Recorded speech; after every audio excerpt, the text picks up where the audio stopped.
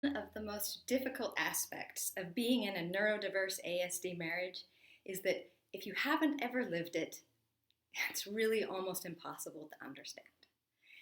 It becomes a situation in which the neurotypical partner can't find other neurotypical people who can really empathize with what's going on in the marriage.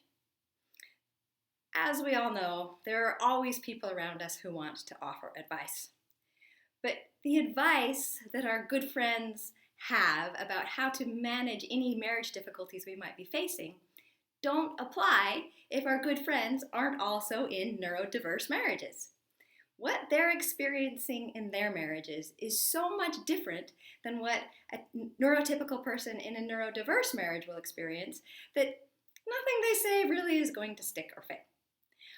One of the things I hear the most often from neurotypical people in neurodiverse marriages is that as soon as they find out the information about these marriages and they start getting answers and talking to people online who also are in neurodiverse marriages, they start to put together the history of their marriage. They start to understand for the first time why all of the things that they tried to do to help make the marriage better just didn't work.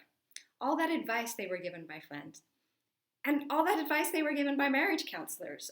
Marriage counselors are in the office treating non-neurodiverse marriages, treating marriages between typically developing people and typically developing people who interact in a very different way and who understand each other in a very different way.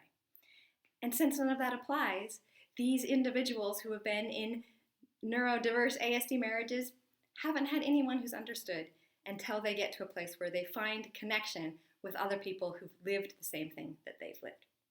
And of course, a person with autism in a neurodiverse marriage may not be, in my experience, they don't have the same awakening when they discover that the marriage might be between themselves and someone who has a very different neurology. That difference between the neurology, the difference between the neurology doesn't click with them as quickly or at all in a lot of cases. In fact, you have to remember that a lot of, especially older adults with high functioning autism, may not accept that they have the autism even if they do. So therefore, since they're not going to accept that they have the autism, they're also not going to accept that they're in a neurodiverse marriage, and they're also not going to understand the ways that their marriage may be or is different than non-neurodiverse marriages or marriages between two typically developing people.